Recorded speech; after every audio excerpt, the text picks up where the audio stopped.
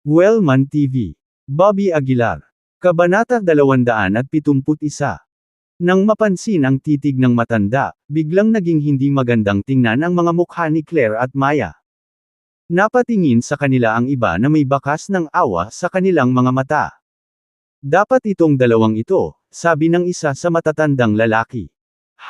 Ngunit alin ang partikular? Bahagyang napasimangot ang isa pang matanda. Napatingin silang dalawa kina Claire at Maya, tila hindi makapagdesisyon sandali. Gayunpaman, sa sandaling ito, biglang itinuro ni Maya si Claire at sinabing, siguradong siya iyon, tiyak siya, wala itong kinalaman sa akin. Kung may gusto kang mahuli, hulihin mo siya.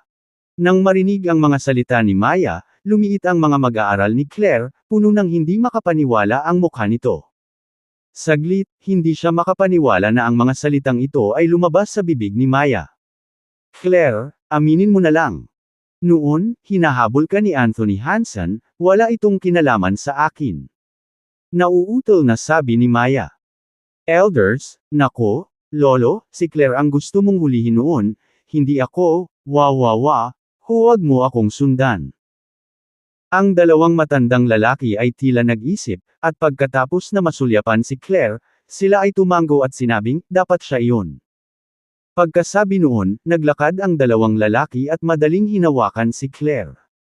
Hindi pa rin bumabalik sa katinuan si Claire dahil sa gulat. Mataman niyang tinitigan si Maya, hindi maiwasang bumigat ang puso niya. Ganito talaga ang sinabi ng best friend niya sa oras na ganito. Imposibleng hindi makaramdam ng pagkabalisa. Inilabas ng dalawang matandang lalaki si Claire mula sa piitan at dinala siya sa pasukan ng isang kuweba. Pagpasok sa kuweba, nakita nila ang hanay ng iba't ibang instrumento sa loob. Bukod doon, hindi mabilang ang mga ahas, insekto, dugo, at mga bangkay. Sa pinakaharap, may malaking array platform.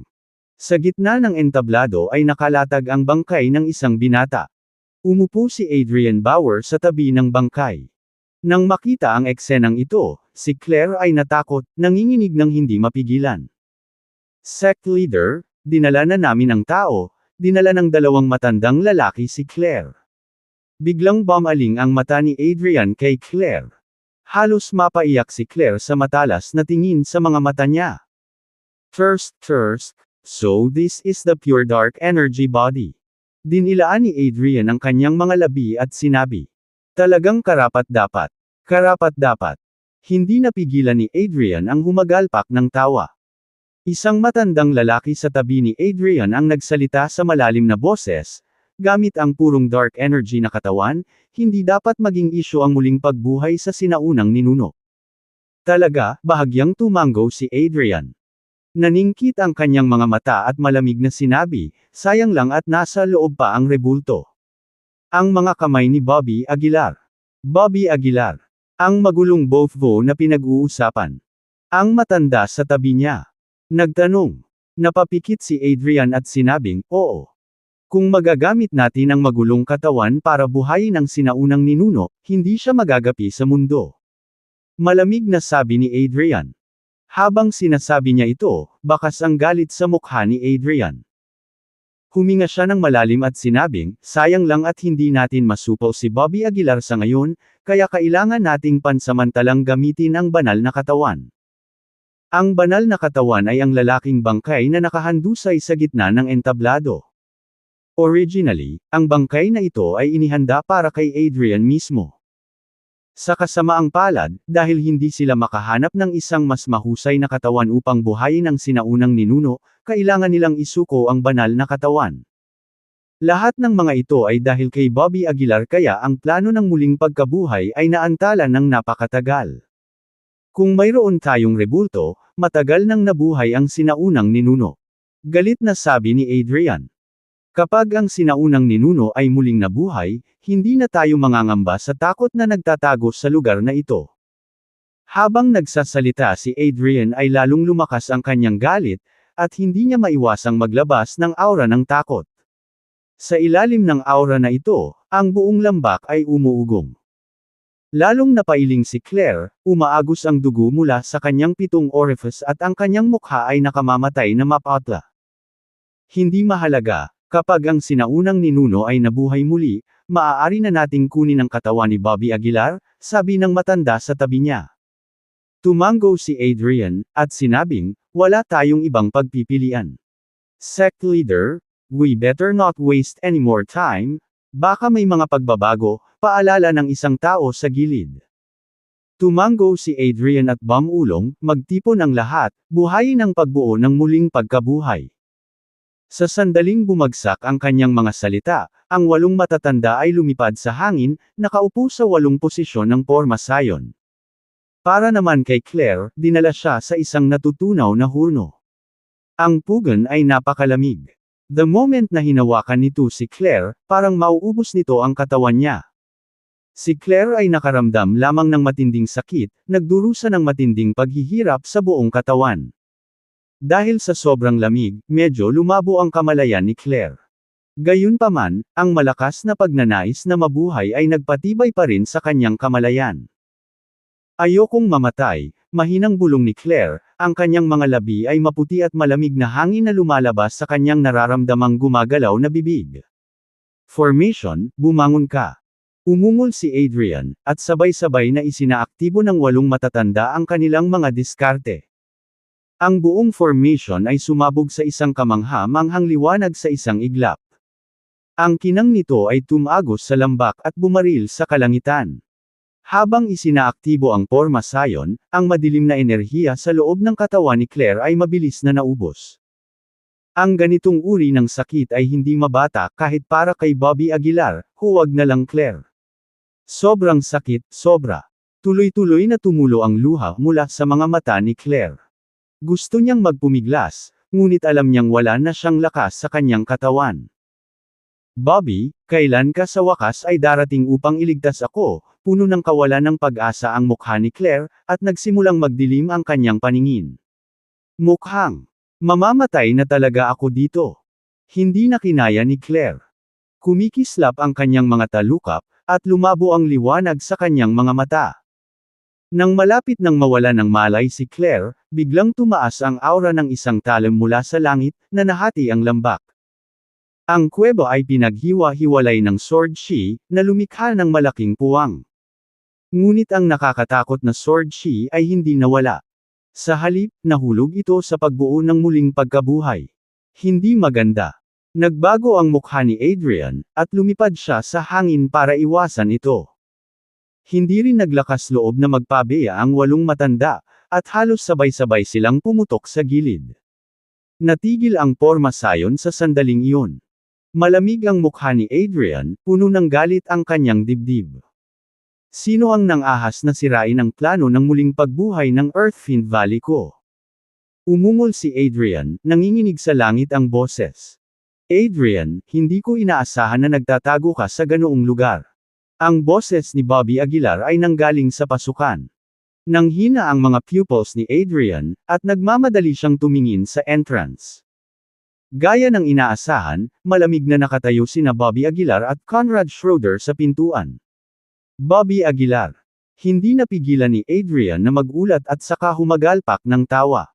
Bobby Aguilar, nag-aalala ako na hindi kita mapapatay, pero hindi ko inaasahan na ihahatid mo ang sarili mo sa akin. Hahaha. Hindi napigilan ni Adrian na tumawa ng malakas. Ngumisi si Bobby Aguilar. Adrian, nasa pintuan ka na ng kamatayan, pero nagagawa mo pa ring tumawa. Ang mamamatay ay ikaw. Malamig na sabi ni Adrian. Sa iyong lakas, naglakas loob kang pumasok sa aking Earthfiend Valley. Adrian, muntik mo nang patayin ang anak ko. Ngayon, babayaran kita ng buhay mo.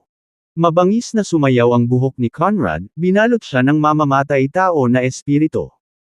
Kumunot ang noo ni Adrian at sinabing, sa inyong dalawa lang. Isang Inner Strength Master at isang bagong promote na Grandmaster. Kabanata 272. Si Adrian Bauer ay hindi nag-alala, at kahit na medyo nasa sabik. Nag-aalala siya kung paano mahuhuli si Bobby Aguilar, ngunit hindi niya inaasahan na kusang lalapit si Bobby Aguilar sa kanya. Inilabas ni Bobby Aguilar ang kanyang banal na sentido at pinagmasdan ang paligid. Hindi nagtagal, nadatnan niya si Claire Richardson na nakahiga sa instrument.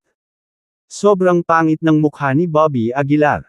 Agad siyang humakbang patungo sa instrumento, sinusubukang iligtas si Claire Richardson.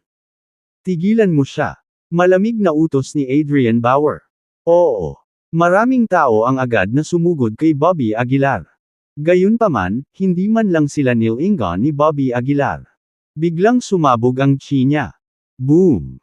Ang nakakatakot at malakas na chi ay direktang pinasabog ang mga taong ito. Ang mga may mahinang lakas ay namatay pa sa lugar. Nanliit ang mga pupils ni Adrian Bauer habang nakakunot ang kanyang noo. Tila lumakas ang lakas ni Bobby Aguilar. Sabay-sabay kayong umatake at pigilan siya. Malamig na sabi ni Adrian Bauer. Tumango ang 8 Great Elders. Lumipad sila sa himpapawid, tumayo sa himpapawid, bumulong ng mga spelang, at inactivate ang mga diskarte ng Earthfiend Valley. Klang! Sa pag-activate ng pamamaraan, 8 makapal na kadena ang biglang lumitaw sa kawalan. Ang mga kadena ay sumugod patungo kay Bobby Aguilar sa napakabilis na bilis. Sa isang kisap mata, mahigpit na nakagapos si Bobby Aguilar. Ang kanyang mga palso, bukong-bukong, baywang, at maging ang leeg ay mahigpit na nakagapos ng mga tanikala, na ginagawang imposibleng makagalaw. Walang kamalay-malay na tumigil ang mga yabag ni Bobby Aguilar. Ngumisi si Adrian Bauer, Bobby Aguilar, huwag mong kalimutan kung nasaan ka. Ito ang Earthfiend Valley, teritoryo ko. Naglakas loob ka bang kumilos ng walang ingat sa teritoryo ko? Akala mo talaga Earthfiend? Ang Valley ay for show lang. Nang matapos siyang magsalita, humakbang si Adrian Bauer patungo kay Bobby Aguilar. Bobby Aguilar, kukunin ko ang katawan mo. Ngumisi si Adrian Bauer. Sa sandaling ito, itinaas ni Bobby Aguilar ang kanyang ulo.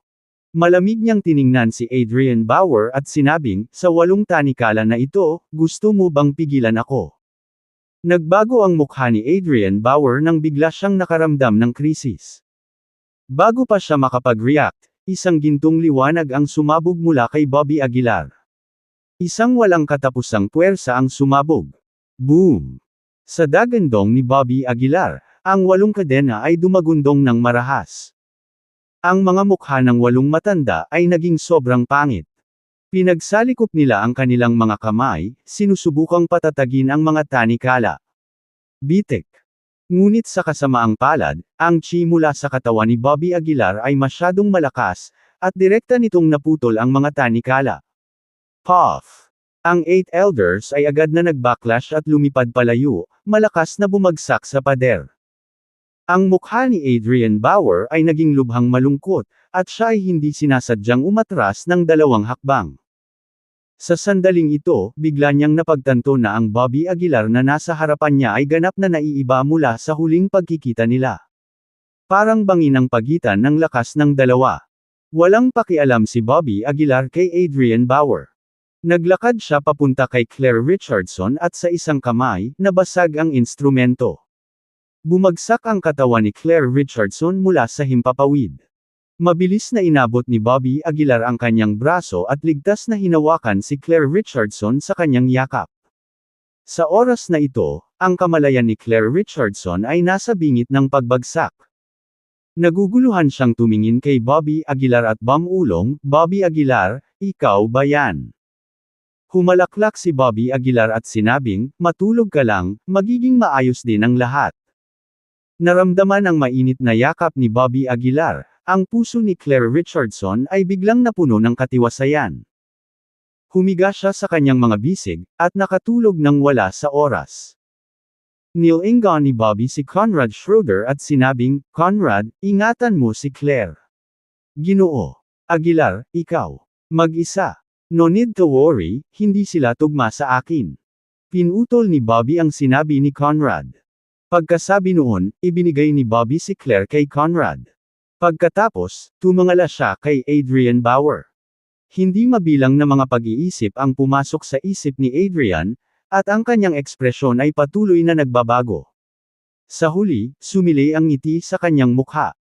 Sa kritikal na sandali na ito kung kailan malapit ng mabuhay ang ninuno, talagang hindi niya kayang makipagsapalaran. Kaya naman, ngumiti si Adrian at malumanay na sinabi, Bobby, wala talagang matinding puot sa pagitan natin. Hindi na kailangang magtapos ng ganito. Oh, napataas naman ng kilay si Bobby na medyo nagulat. Patuloy ni Adrian, the enmity between us is just because of this girl. Ngayong ibinabalik ko na siya sa iyo, maaari ba nating isaalang-alang ang ating sarili kahit na? Oh, ayaw mo na sa katawan ko. Ngumisi si Bobby. Napabuntong hininga si Adrian, to be honest, it's not entirely my fault. Masyadong malaki ang tukso ng magulong katawan, at saglit akong nabigla. Mula ngayon, ipinapangako ko na hindi ko napagnanasaan ang iyong katawan. Paano kung ganoon? Bagamat sinabi niya iyon, sumisigaw siya sa galit sa kaibuturan ng kanyang puso. Kapag nabuhay na muli ang ninuno, tiyak na puputulan kita. Ginoo Aguilar, ano sa tingin mo? Tanong ulit ni Adrian habang nanatiling tahimik si Bobby. Ngumisi si Bobby, pinaparating mo ako ng napakalayo at nagdulot sa akin ng labis na problema, at ngayon gusto mo akong paalisan sa ilang salita lang. Lumipat ang mga mata ni Adrian, at mabilis niyang sinabi, syempre, babayaran ka ng aming Earthfiend Valley. Pagkasabi noon, inabot ang kamay ni Adrian, at isang snakeskin bag ang lumitaw sa kanyang kamay. Ito ang banal na gamot ng ating Earthfiend Valley, na magiging kapaki-pakinabang sa iyo. Inabot ni Adrian ang snakeskin bag kay Bobby. Binuksan ni Bobby ang bag at nakitang may laman itong pills. At ang mga tabletang ito ay naglalabas ng malakas na chi. Medyo nagulat ito kay Bobby. Hindi ba nililinang ng Earthfiend Valley ang dark energy? Paano nila mapipino ang mga tabletang naglalaman ng chi? Bobby, ang aming Earthfiend Valley ay maaaring magbigay sa iyo ng mga tabletang ito sa mahabang panahon, paano yun? Nagpatuloy si Adrian. Nanatiling tahimik si Bobby, hinahaplos ang kanyang baba, hindi alam kung ano ang kanyang iniisip. Nang makitang lumalambot ang ugali ni Bobby, sinamantala ni Adrian ang pagkakataon at sinabing, hindi pa namin ginagalaw ang babaeng ito, at hindi ka pa natalo. Maaari kang ring makinabang mula sa mga banal na gamot na ito sa katagalan. Bakit hindi tanggapin? Dahan-daang tumango si Bobby, sa totoo lang, wala naman talagang nawala sa akin. Eksakto. Sabik na sumang-ayon si Adrian. Kaya, Bobby, hindi lang tayo maaaring magkaaway, ngunit maaari rin tayong maging magkaibigan. Tumangala si Bobby kay Adrian at ngumisi, friends. Kasama mo mga uod. Hindi ba't magtrabaho iyon na kailangan ko ring maging uod? Nagbago ang mukha ni Adrian, at sumimangot, Bobby, what do you mean? Tama ka, wala talaga akong nawala. Malamig na sabi ni Bobby. Ngunit ang iyong Earthfiend Valley ay kasuklam-suklam at walang awa, sinasaktan ng hindi mabilang na mga batang babae at pamilya para sa iyong sariling paglilinang. Matagal na akong naiinis sa iyong Earthfiend Valley. Magkaibigan kayo. Hindi ka karapat-dapat. Ang mga salitang ito ay makapangyarihan at umalangaw sa buong lambak. Hindi napigilan ni Adrian ang tumawa. Para sa mga magsasaka, ang buhay ng mga ordinaryong tao ay walang iba kundi damo. Bobby, lalaban ka ba talaga sa aking Earthfiend Valley para sa isang grupo ng mga mababang tao? Tumawa si Adrian hanggang sa halos malagutan na siya ng hininga. Lalong nanlamig ang mukha ni Bobby, at tumindi ang balak na patayin siya. Seryoso, hindi ko alam kung saan mo nakukuha ang iyong pakiramdam ng pagiging superior. Para sa iyo, ang mga karaniwang tao ay parang damo, ngunit para sa akin, hindi ba ikaw ay pareho? Sabi ni Bobby. Malamig. Kabanata 273. Ang mga salita ni Bobby Aguilar ay agad na ikinagalit ni Adrian Bauer. Naging malamig ang kanyang mukha, at isang mamamatay tao na espiritu ang umuusbong sa loob niya. How dare you be so ungrateful when I was being nice? Huwag mong isipin na natatakot ako sa iyo. Ang katawan ni Adrian Bauer ay napuno ng madilim na enerhiya, na may mga sinag ng itim na liwanag na sumabog mula sa kanyang dantian. Isang nagbabantang aura ang bumalot sa buong kanyan. Imposibleng baliwalain ang aura na ito, kaya kahit si Conrad Schroeder ay medyo maingat. Bobby Aguilar, paulit-ulit kang nakikialam sa plano ng Earthfiend Valley. Ngayon, kung hindi kita papatayin, hindi ako karapat-dapat na maging Valley Master. Galit na umungol si Adrian Bauer, habang ang mga sinag ng liwanag sa kanyang dantian ay nagsimulang dumaloy patungo sa katawan sa gitna. Lahat kayo ay mag-aalay ng inyong sarili para sa muling pagkabuhay ng Earthfiend Valley. Umungol na naman si Adrian Bauer. Itinaas niya ang palad niya, assuming a gesture of hold up the sky. Sa isang iglap, ang mga mukha ng 8 elder ay nabaluktot, at ang enerhiya sa loob ng kanilang mga dantian ay sapilitang kinuha. Valley Master, ikaw. Ang matanda ay nagngangalit ang kanyang mga ngipin sa paghihirap at nahihirapang tumingin kay Adrian Bauer. Ngumisi si Adrian Bauer, ang pagsasakripisyo ng iyong sarili para sa Earthfiend Valley ay isang karangalan para sa iyo. Habang nagsasalita siya, ang lakas ng 8 matatanda ay ganap na hinihigop. Sa sandaling ito, isang figure ang lumipad mula sa noo ni Adrian Bauer. Mabilis na sumugod ang figure patungo sa banal na katawan. Ginoo Aguilar, mag-ingat ka. Hindi natin siya hahayaang magtagumpay sa pag-agaw ng katawan. Nag-aalalang sigaw ni Conrad Schroeder. Nagsalubong ang kilay ni Bobby Aguilar. Nakita na niya ang intensyon ni Adrian Bauer, ngunit huli na para pigilan siya ngayon. Ang katawan na ito ay hindi simple. Ungol ni Bobby Aguilar, hinihimas ang kanyang baba. Pero walang takot sa puso niya, bakas lang ng excitement. Mula sa simula ng kanyang paglilinang, si Bobby Aguilar ay hindi nakatagpo ng sinumang may mas malupit na katawan kaysa sa kanyang sarili. Baka isa sa kanila ang banal na katawan na ito sa harapan niya.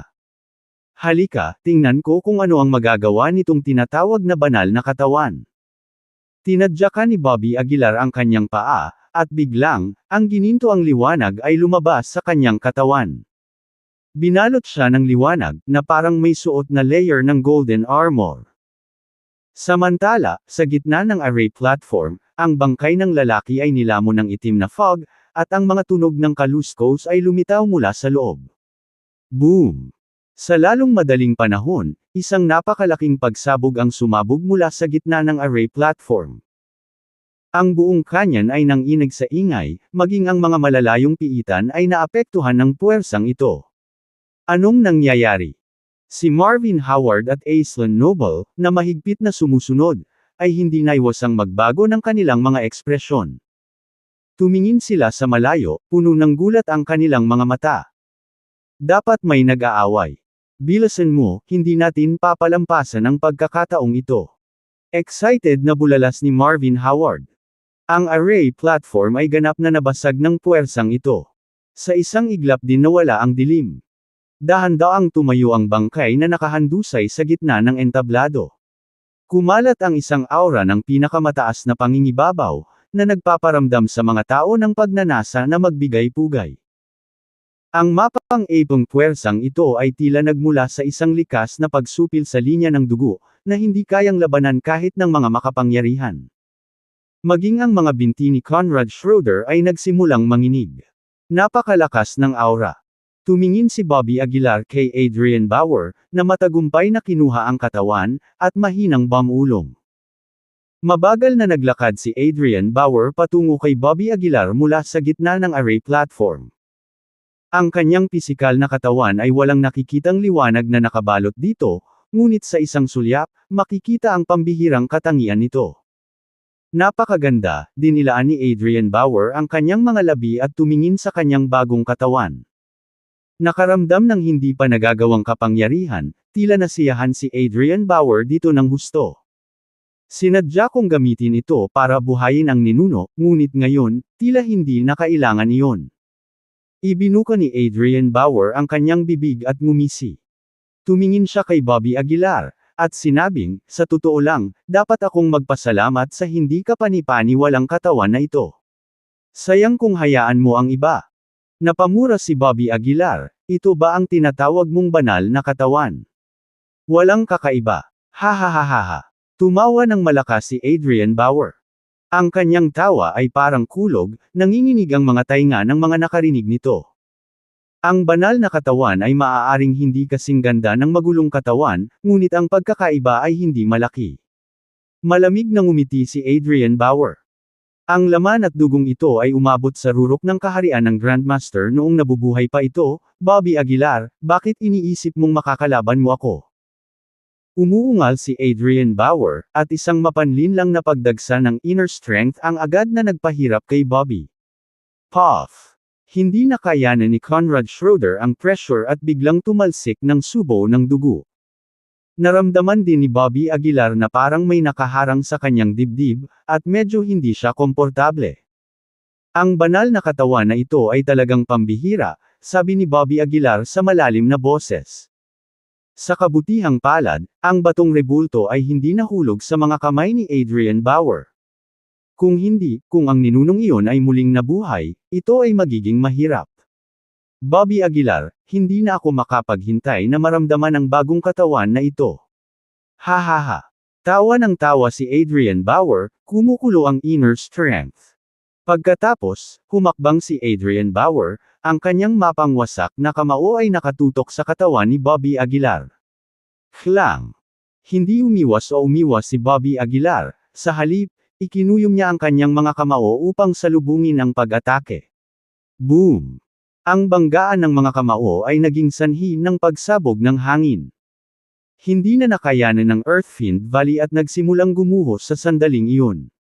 Karapat-dapat na maging banal na katawan.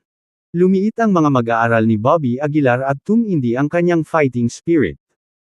Ito ang unang pagkakataon na nakita si Bobby Aguilar ng isang pag-iral na maaaring magkasundo sa sarili niyang laman at dugo.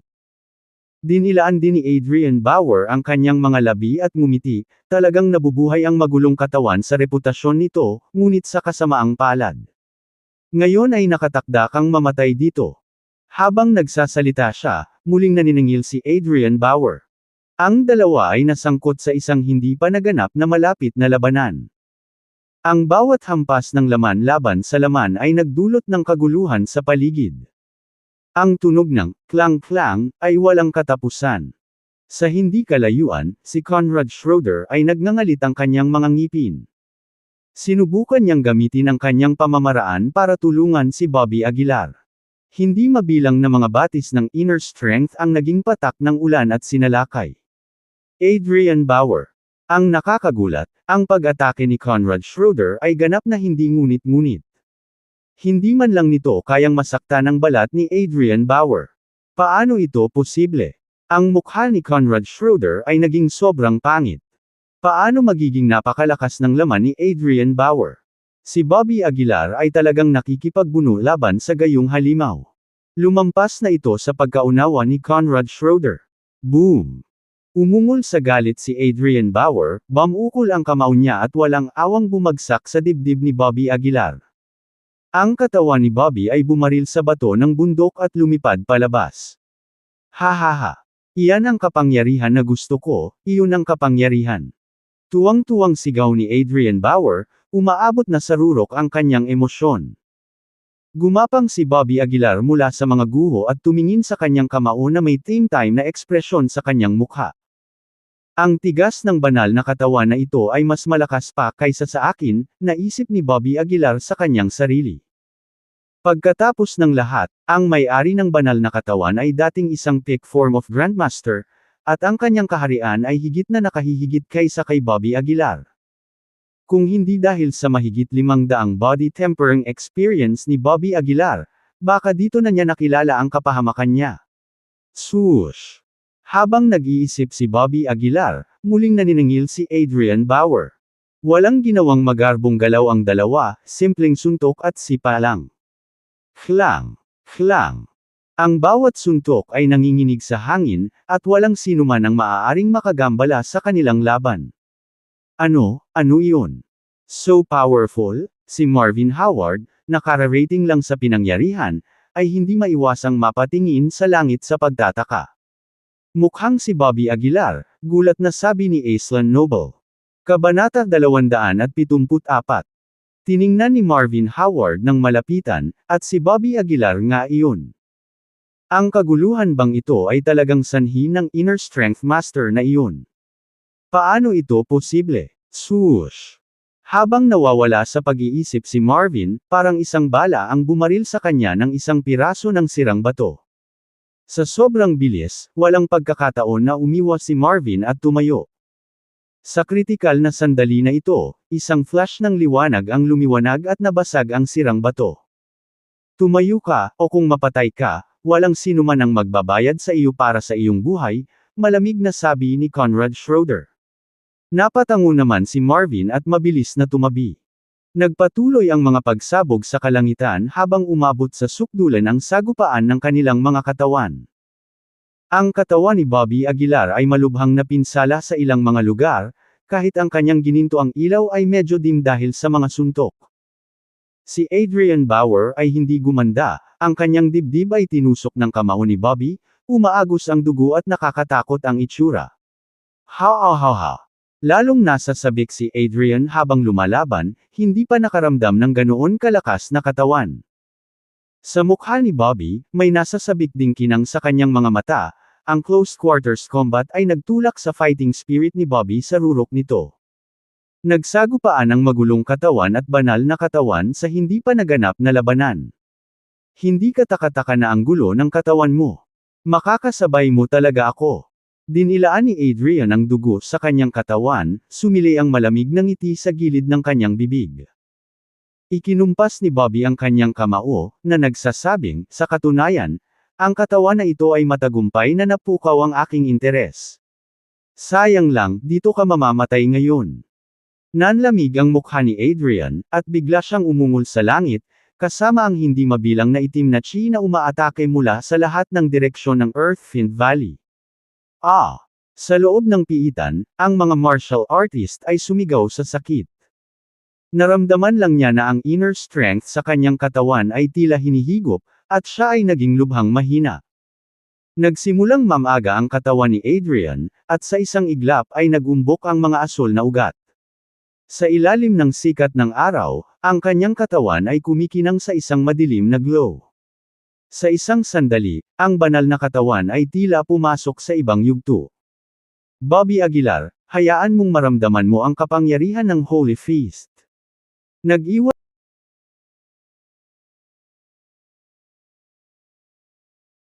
Hayaan mong maramdaman mo ang kapangyarihan ng Holy Feast. Nag-iwan ng salita si Adrian at nawala sa ere. Sa isang iglap lang ay naabot na ng kamao ni Adrian ang mukha ni Bobby. Ang nakakatakot na hanging kamao ay direktang binasag ang maliit na burol sa likod. Si Conrad Schroeder, na nasa gilid, ay direktang natangay ng kamao ng hangin, na parang tinamaan ng isang malakas na suntok. Hindi umiwas si Bobby, umuungal ng paulit-ulit. Hinawakan niya ang kanyang golden fist at sinalubong ang pag-atake. Boom! Parang kulog sa langit. Nagdulot ng chain reaction ang malaking impact. Ang nakapalibot na mga bato sa bundok ay direktang nayanig sa buhangin, at ang Earthfiend Valley ay naging mga guho sa isang sandali. Swoosh! Sa ilalim ng suntok na ito, direktang natangay ang katawan ni Bobby. Sa kawalan ng pag-asa, nabali ang braso ni Bobby, at matindi ang mga sugat. Ito ba talaga ang kapangyarihan na kayang gawin ng mga tao? Halos mapatulala si Marvin. Napalunok siya ng mariin at hindi niya maiwasang isipin ang panghahamak noon kay Bobby. Mamatay. Hindi nagpahuli si Adrian. Tumalon siya sa ere at binato ng ilang suntok si Bobby mula sa itaas. Ang lupa ay patuloy na lumubog, at ang alikabok ay bumaril ng ilang metro ang taas. Tumayo si Adrian sa himpapawid habang ang mga braso ay nakahalukipkap sa kanyang likuran, at mahinang sinabi, "Tapos na." Medyo pangit ang mukha ni Conrad. Kitang-kita niya ang takot sa kapangyarihang iyon. Kung siya yun, malamang nabugbog na siya. Boss! Sa sandaling ito, isang gintong ilaw ang kumislap. Naputol ang pagdiin sa katawan ni Bobby, direktang naputol ng gintong liwanag. Hindi siya patay. Nagtaas ng kilay si Adrian, at isang dampi ng pagkagulat ang bumungad sa kanyang mga mata. Swoosh! Isang figure, sumambulat mula sa mga guho. Ang katawan ni Bobby, na nababalot ng malakas na gininto ang liwanag, ay mukhang mas malaki sa ilalim ng gininto ang liwanag. Hindi ko inaasahan na mabibigo ang second layer saintly body skill. Napatingin si Bobby sa battered body niya at hindi napigil ang mapabuntong hininga. Ito ang unang kabiguan ng second layer saintly body skill. Banal na katawan, tunay na nabubuhay ayon sa pangalan nito. Nakakagulat na hindi ka patay, ngini siya ni Adrian. Ngunit hindi siya nagpapanik. Sa pakikipaglaban pa lamang sa kanyang katawan, hindi na kailangang mag-alala ni Adrian sa kanyang lakas panloob na naubos sa wala. Malamig na pinandilatan ni Bobby Aguilar si Adrian at sinabing, "Salamat sa pagpapalam sa akin na may napakalakas na katawan sa mundo." Ano ang silbi ng isang taong naghihingalo na malaman iyon? Malamig na sabi ni Adrian Bauer. Walang sinabi si Bobby, nagsimulang umagos ang aura niya sa buong katawan. Saintly body skill, third layer. Sa isang dagandong mula kay Bobby, ang kanyang katawan ay nakataas muli. Maging ang kanyang lakas ay nagbago ng husto sa sandaling iyon. May 9 na layer ang saintly body skill. Bawat isa ay nagdudulot ng makabuluhang pagpapabuti. Sinasabi na ang isang ordinaryong tao ay maaaring makipagkompetensya sa mga pangunahing pisikal na konstitusyon kung ang kasanayan sa katawan ng banal ay nilinang hanggang sa ika-9 na layer. Sa empowerment ng third layer saintly body skill, umabot sa ibang level ang lakas ni Bobby Aguilar. Nagpapakita lang, pang-iinis ni Adrian. Sa ilalim ng aking banal na katawan, ang lahat ay magiging wala. Pagkatapos magsalita ay muling nagtaas ng kamao si Adrian. Sa pagkakataong ito, hindi na direktang humarap si Bobby, bagkus ay umiwas siya sa gilid. Swoosh swoosh swoosh. Madaling naiwasan ni Bobby ang tatlong magkasunod na suntok. Natatakot ngayon. Ngumisi si Adrian. Ang magulong katawan daw ang numero 1 pangangatawan sa mundo, pero parang wala namang espesyal. Ibinuka ni Adrian ang kanyang bibig, ipinakita ang madilaw ng ngipin. Malamig na tumingin si Bobby kay Adrian at sinabing, "Wala akong masyadong oras, kaya plano kong patayin ka kaagad." Ang saintly body skill ay lubhang nakakapagod, at ang kapangyarihan ay hindi likas kay Bobby. Kung magpapatuloy ito, mahirap sabihin kung paano ito magtatapos. Big talk. Kung mayroon kang ganoong kasanayan, hindi ka sana nasangkot sa akin. Lumakas ang mamamatay tao na espiritu ni Adrian. Mukhang pagod na rin siya. Ang kanyang mga kamao ay nagsimulang magtipon ng Air Force. Hindi mabilang na piraso ng chi ang bumalot sa kanyang mga kamao, na may napakaraming puwersang nagpapapigil na nagdulot ng kaguluhan sa pinangyarihan. Mamatay. Umungol si Adrian at sinuntok. Simulang mga labas. Banal na kamao.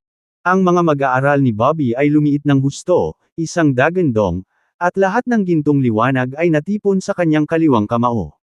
Boom! Ang pag-aaway na ito ay hindi pa nagagawa. Lumakas ang malakas na hangin, kumikinang ang liwanag. Ang mga madilim na ulap sa kalangitan ay nakakalat sa sandaling ito. Kaya, makapangyarihan. Napalunok si Marvin, hindi makapaniwala na ang kapangyarihang ito ay ginagawa ng mga tao. Bitek. Sa sandaling nagsalubong ang kanilang mga kamao, nabasag ang buong kamao ni Adrian. At ang nakakatakot na gininto ang liwanag na ito, tulad ng isang napakalaking puwersa, ay direktang binomba ang katawan ni Adrian.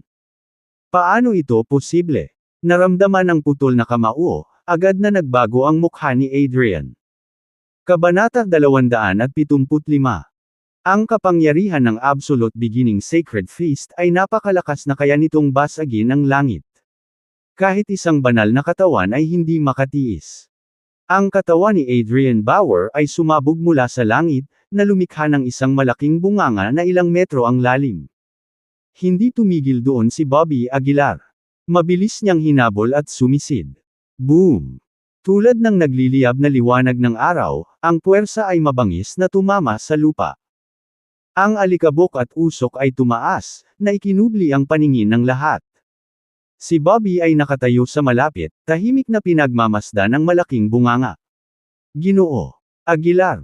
Nagmamadaling tumakbo si Conrad Schroeder. Patay na ba si Adrian? Tanong ni Conrad na may halong pagkalito. Hindi sumagot si Bobby bagkus ay nakatitig lang sa malaking bunganga. Sa sandaling iyon, biglang nanliit ang mga mag-aaral ni Bobby, at mabilis siyang sumigaw, "Umalis ka dyan." Ngunit huli na ang lahat. Lumabas si Adrian mula sa malalim na hukay at binasag ng suntok ang katawan ni Conrad. Ang makapangyarihang banal na katawan, na sinamahan ng kawalan ng anumang paghahanda ni Conrad. Sa suntok na ito, halos madurog ang katawan ni Conrad. Nagkaroon ng maraming bali ang kanyang katawan, at nahulog siya sa isang pool ng dugo. Conrad. Nagbago ang mukha ni Bobby, at sumugod siya sa kanya. Patuloy ang pagdura ng dugo ni Conrad, na pilit na sinasabi, Mr. Aguilar, ako. May gusto siyang sabihin pero wala na siyang lakas. Walang oras na mag-isip si Bobby, mabilis na ipinatong ang kamay sa katawan ni Conrad. Dumaloy si Chi sa kanyang palad at sa katawan ni Conrad. Ngunit ang mga pinsala ni Conrad ay masyadong malala, na halos lahat ng kanyang mga buto ay bali. Ang kanyang puwersa sa buhay ay mabilis na kumukupas. Kahit si Bobby ay walang magawa. Hahaha. Hindi napigilan ni Adrian ang tumawa ng malakas. Kung hindi kita mapapatay, hindi masama ang pumatay sa aso mo, nginisya ni Adrian. Ang mukha ni Bobby ay naging sobrang pangit, at ang kanyang katawan ay nanginig. Adrian, ungol ni Bobby at biglang umikot, sinuntok ang mukha ni Adrian. Bang! Napalipad si Adrian sa suntok na ito, halos mapilipit ang mukha. Hindi tumigil doon si Bobby. Ang kanyang mga kamao ay binomba na parang mga bala ng kanyan. Sobrang tigas ng katawan ni Adrian, pero bagbog pa rin ito. Pagkaraan ng ilang oras, sa wakas ay itinigil ni Bobby ang kanyang pag-atake. Tinitigan niya si Adrian na halos lamunin na siya ng galit. Hehe, sa katawan na ito, hindi mo ako mapapatay, ngumisi si Adrian. Mabagal na lumiit ang mga bisperas ni Bobby. Iniwan mo ang iyong katawan at nakatakas ng 2 beses, malamig na sabi ni Bobby. Kung sa tingin mo ay hindi ako handa sa pangatlong pagkakataon, nagkakamali ka talaga. Bahagyang nagbago ang mukha ni Adrian, anong ibig mong sabihin? Hindi umimik si Bobby, bulong sa sarili. Ang Divine Sense Light ay kumislap sa kanyang isipan. Banal na paghuhukom. Sa sandaling bumagsak ang mga salita, isang nakasisilaw na liwanag ang sumabog mula sa banal na sentido ni Bobby. Dumaan ang liwanag sa ulo ni Adrian, direktang tumatama sa kanyang banal na sentido. Boss! Sa ilalim ng pamamaraan ng paghuhusga, ang mukha ni Adrian ay agad na nabaluktot. Ikaw! Talagang pinuputol mo ang aking banal na sentido.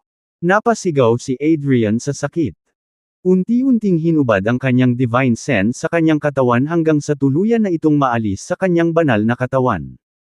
Ang mas nakakatakot pa ay ang divine sense ni Adrian ay unti-unting napupunit. Huwag! Huwag mo akong patayin. Sa sandaling ito, si Adrian ay lubos na natakot.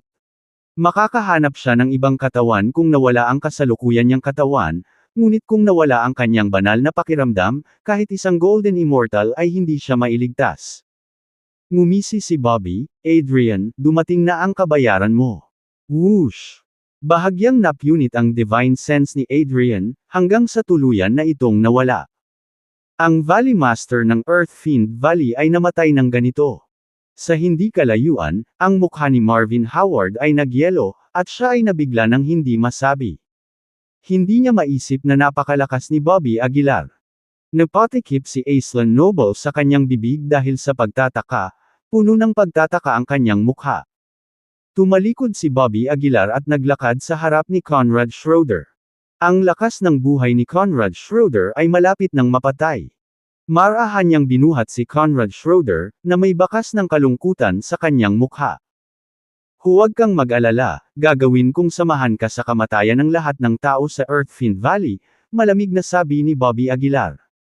Pagkasabi noon, binuhat ni Bobby Aguilar si Conrad Schroeder sa isang kamay at nagtungo sa Earthfiend Valley.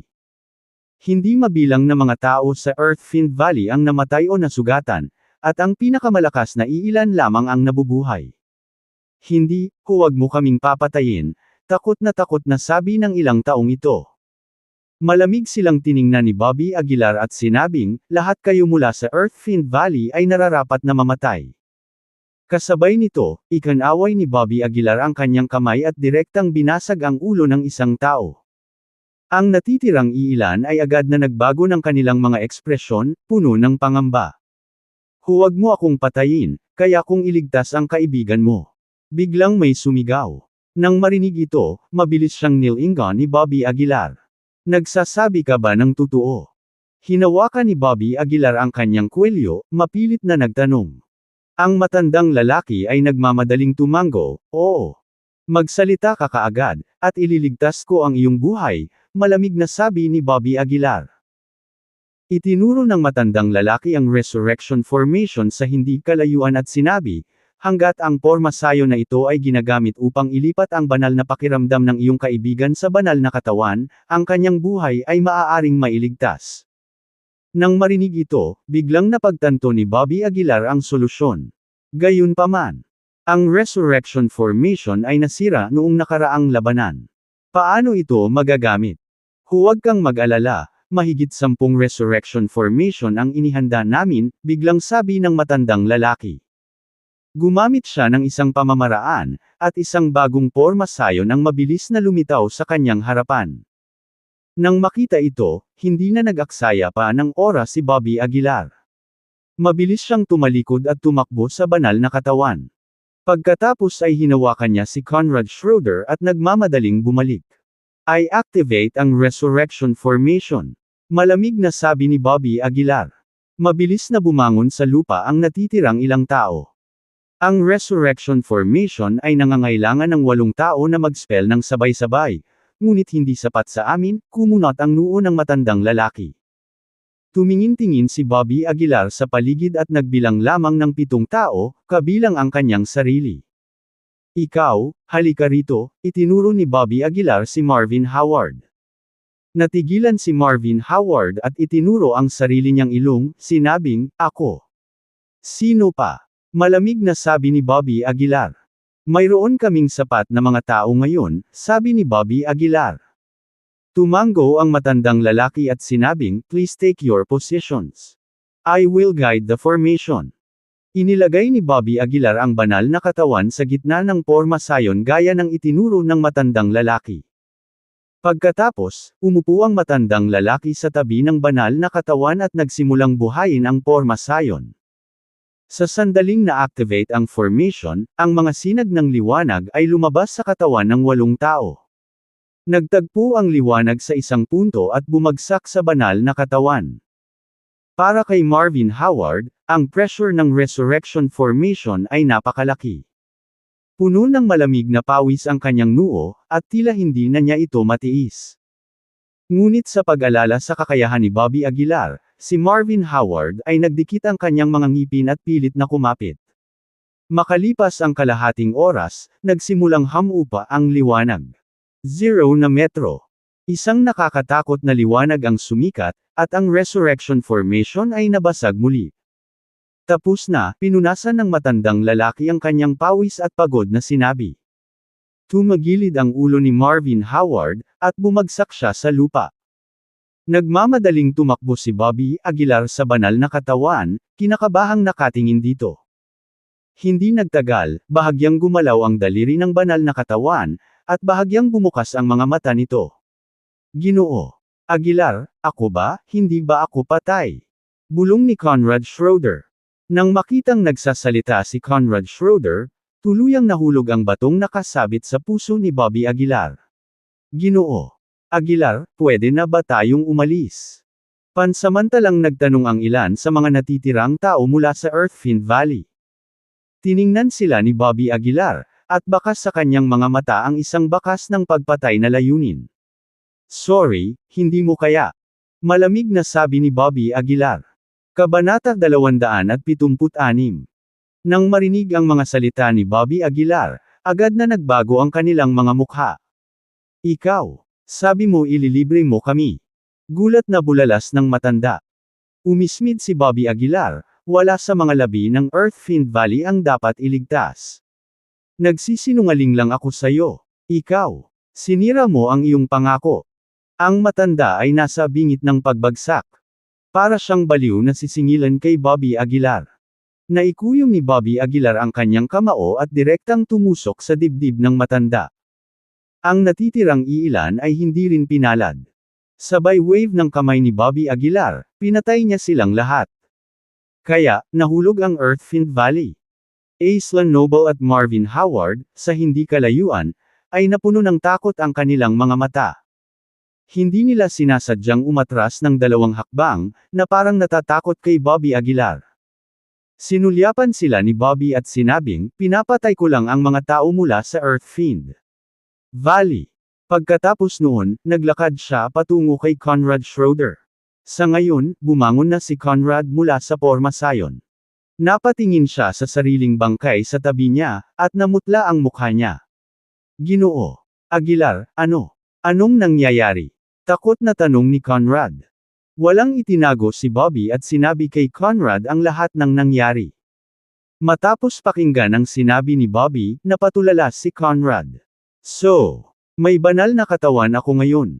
Napalunok si Conrad. Nasaksihan niya ang kapangyarihan ng banal na katawan ng kalabanan niya si Bobby, hindi nagpapatalo ni Katie Ting. Sa ganoong katawan, hindi lang kaunti ang improvement ng kanyang lakas. Salamat, Mr. Aguilar. Si Conrad ay labis na nasasabik, nakaluhod at nakayuko. Tinulungan ni Bobby si Conrad na tumayo at ngumiti, kung paano mo ipaliwanag ang iyong pagkakakilanlan, kailangan mong malaman iyon para sa iyong sarili. Huwag kang mag-alala, Mr. Aguilar. Naikuyom ni Conrad ang kanyang kamao, naramdaman ang masaganang kapangyarihan mula sa kanyang katawan. Pagpapatuloy, naglakad si Bobby patungo sa kailaliman ng Earthfiend Valley. Ang lugar na inookupahan ng Earthfiend Valley ay napakalaki, at sa loob ng kanyan ay maraming kuweba. Sa bawat kuweba, nakadisplay ang mga bangkay ng tao at mga makamandag na nilalang. Gaya ng mga parasito, makamandag na ahas, poloka, at iba pa. Sa likuran ng Earthfiend Valley, nakatayo ang isang napakalaking artificial stone statue. Ang hitsura ng rebulto ay ang hitsura ng Earthfiend Valley ancestor. Tumangala si Bobby sa malaking estatwa, malamig at walang pakiramdam ang mukha.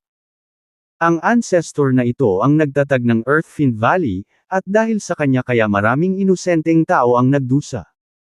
Hinawakan ni Bobby ang gintong liwanag, at sa isang dagandong, binasag niya ang rebulto.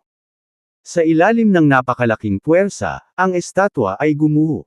Ginoo Aguilar. Sa oras na ito, tumakbo si Conrad mula sa malayo. Bulalas niya, nakita ko ang mga tabletang ito sa lambak. Ang Pildores na nasa kamay ni Conrad ay siya ring pinagyayabang noon ni Adrian Bauer. Tuwang-tuwa si Bobby at mabilis na nagtanong, ilan sila? Hindi bababa sa 3 snakeskin bag. Excited na sabi ni Conrad. Ang mga tabletas ay naglalaman ng purong chi. Hindi maisip ang halaga ng 3 supot ng balat ng ahas. Mamaya, dalhin mo ang lahat ng mga tabletas sa iyo, sabi ni Bobby. Oo. Agad namang tumanggo si Conrad. Pagkatapos, nagpatuloy si Bobby patungo sa mga piitan ng Earthfiend Valley. Sa loob ng 2 piitan ay nakakulong ang mga batang babae at martial artist. Sa sandaling ito, ang kawalan ng pag-asa ay nakasulat sa kanilang mga mukha. Ayokong mamatay, paulit-ulit na inuulit ni Little Maya ang pangungusap na ito na parang baliw. Ang iba ay hindi rin gumagaling, ang kanilang mga karanasan ay nagdulot ng matinding psikolohikal na trauma. Sa sandaling ito, biglang may tumunog sa pasukan ng piitan. Nagbago na naman ang mukha ng lahat, at ang iba ay napaluha pa. Huwag mo akong patayin, huwag mo akong patayin. May mga sigaw ng kalungkutan sa piitan, at ang lahat ay hindi sinasadyang pumulupot. Nang makita ni Bobby ang kanilang estado, hindi napigilan ni Bobby na mapabuntong hininga. Ang psikolohikal na trauma na dulot ng ganoong karanasan ay maaaring tumagal ng habang buhay upang mabura. Huwag kang matakot, nandito ako para iligtas ka. Hinawakan ni Bobby Aguilar ang bronze sword at sa mahinang pag-indayog, pinutol ang pinto sa 2. Ngunit ang mga taong ito ay tila hindi naniwala kay Bobby Aguilar, at wala ni isa sa kanila ang nang-ahas na lumabas. Si Bobby Aguilar ay medyo walang magawa at hindi alam kung ano ang sasabihin sa sandaling ito. Pinsan, kamusta ka dito?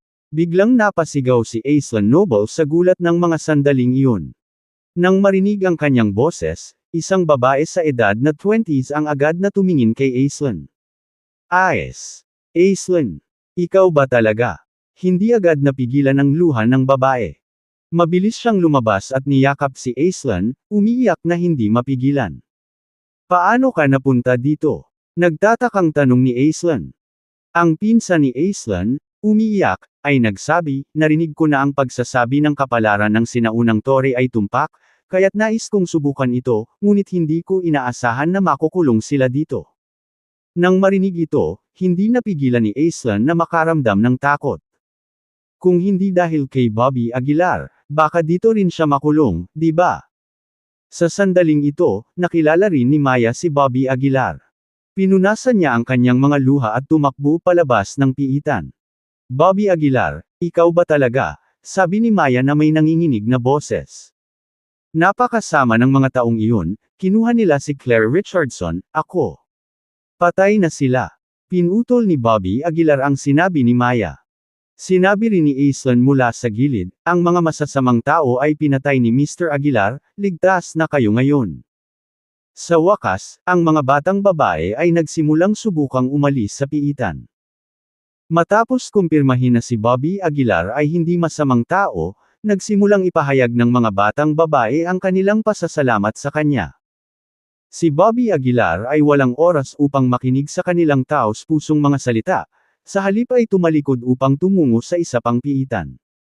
Ang piitan na ito ay napuno ng mga martial artist. Ang pinagkaiba ay marami na sa mga martial artist ay balat at buto na may mga lantay na bangkay kung saan-saan. Kumunot ang noo ni Bobby Aguilar. Hinawakan niya ang baba niya, parang may hinuhulaan. Yung mga pills, na-refine kaya ang mga ito mula sa inner strength ng mga martial artist na ito. Sabi ni Bobby Aguilar sa mahinang boses. Maaaring makuha ni Adrian Bauer ang inner strength ng iba, ngunit limitado ang carrying capacity ng dantian. Maaaring ginawang mga table toss ni Adrian Bauer ang labis na lakas ng panloob. Itong si Adrian Bauer, may mga skills talaga siya. Hindi napigilan ni Bobby Aguilar ang bahagyang buntong hininga. Matapos iligtas ang mga tao, binalak ni Bobby Aguilar na umalis sa Earthfield Valley. Sabay-sabay na sumugod ang grupo patungo sa airport. Habang nasa daan, bumulong si Marvin Howard, Mr. Aguilar, salamat sa iyo, kung hindi ay tiyak na nasa piitan din tayo. Pumikit si Bobby Aguilar at walang sinabi. Bulong ni Aislinn, Mr. Aguilar, maaari ko bang itago ang iyong numero ng telepono? Ginoo. Pagod na pagod si Aguilar at kailangan niyang magpahinga. Hindi mo siya dapat istorbohin. Mariing sabi ni Conrad Schroeder. Nang makita ito, tumingin si Aislinn kay Conrad Schroeder at sinabi, Tito, maaari mo bang ibigay sa akin ang iyong numero ng telepono? Bahagyang nagsalubong ang mga kilay ni Conrad Schroeder, ngunit sa huli, ibinigay niya ang numero ng kanyang telepono kay Aislinn. Yumandar ang sasakyan, at napatingin si Maya sa walang malay na si Claire Richardson na may bahagyang guilty expression sa mukha. Hindi nagtagal ay dumating na ang kanilang sasakyan sa airport. Nagpunta si Conrad Schroeder upang pangasiwaan ang mga pamamaraan sa pagsakay, at pagkatapos ay naghanda ang lahat na umalis. Ginoo Aguilar. Sa sandaling ito, biglang hinayla ni Aislinn ang manggas ni Bobby Aguilar. Magkakaroon ba tayo ng pagkakataong magkita muli sa hinaharap? Bulong ni Aislinn. Ngumiti si Bobby Aguilar, siguro. Pagkasabi nito, tumalikod si Bobby Aguilar at naglakad patungo sa eroplano. Gustong-gusto ng kagandahan ang mga bayani, isang walang hanggang katotohanan. Si Aislinn ay walang pagbubukod. Nag-iwan ng hindi maalis na bakas sa puso ni Aislinn ang nakitang pinutol ng espada ni Bobby Aguilar na may bahid ng langit na pumutol kay Adrian Bauer. Tumingin siya sa direksyon ni Bobby Aguilar, puno ng pabago-bagong kulay ang kanyang magagandang mata. Ngunit hindi isinapuso ni Bobby Aguilar ang kanyang mga salita. Pagkatapos sumakay sa eroplano, nagbiro si Conrad Schroeder, ang babaeng iyon na tinatawag na Aislinn, baka nahulog siya sa iyo. Sinulyapan ni Bobby Aguilar si Conrad Schroeder at sinabing, isang beses ko lang siyang nakilala, saan nanggagaling ang pagkagustong ito? Hindi mo masasabi yan. Matagal mo na ring hindi kilala si Miss Taylor. Sumagot si Conrad Schroeder. Agad na hindi nakaimik si Bobby Aguilar. Sa sandaling ito, biglang naramdaman ni Bobby Aguilar na kumikislap at lumiwanag ang bakas sa kanyang isipan. Pagkatapos, ang divine sense ni Bobby Aguilar ay direktang iginuhit sa rebeltong bato. Kabanata 277. Ang oras na ito ay naiiba sa karaniwan. Hindi hinampas ng ancestor si Bobby Aguilar sa lupa. Sa kabaligtaran, ang kanyang boses ay tila mahina. Sa dilim, isang mahinang figure ang dahan-daang lumipad patungo kay Bobby Aguilar. Tumangala siya kay Bobby Aguilar at nagtanong, "Kumusta ang Earthfiend Valley?" Tinitigan ni Bobby Aguilar ang Earthfiend Valley ancestor at same time na sinabi, "Naiingat na ito, huwag mag-alala." Nang marinig ito, mabilis na sinabi ng ninuno, "Paano ang selyo? Nakahanap ka na ba ng paraan para masira ito?" "Oo, meron ako." Tumango si Bobby Aguilar. "Ancestor, huwag kang mag-alala. Hindi na magtatagal bago ka makaalis sa lugar na ito." Agad na iniangat ng ninuno ang kanyang ulo at sumigaw, "Sa wakas, sa wakas. Kaya ko. Sa wakas ay umalis na sa makamulto na lugar na ito. Ha ha ha ha. Maghintay ng sandali, ancestor. Sisirain ko ang selyo para sa iyo ngayon din," sabi ni Bobby Aguilar. Mabilis na tumango ang ninuno at sinabing, "Mabuti, mabuti, mahusay. Kapag umalis ako dito, tiyak na gagantimpalaan kita ng buong buo." "Salamat, ancestor," sabi ni Bobby Aguilar, pinipigilan ang galit sa kanyang puso. Inactivate ng ancestor ang kanyang teknik, at bumalik ang divine sense ni Bobby Aguilar sa kanyang katawan. Hindi nag-aksaya ng oras, ipinikit ni Bobby ang kanyang mga mata at isinaaktibo ang pamamaraan na naiwan ng kanyang ama, naghahanda na burahin ang imprint. Ang pamamaraan na ito ay walang iba kundi ang banal na paghatol. Ito ay tiyak na dahil siya ay naghahanap ng isang paraan upang mabura ang imprint na Bobby Aguilar ay maaaring gamitin ang banal na paghatol laban kay Adrian Bauer sa kritikal na sandali. Tahimik na inactivate ni Bobby Aguilar ang pamamaraan, at ang mga sinag ng liwanag ay sumabog sa kanyang banal na kahulugan.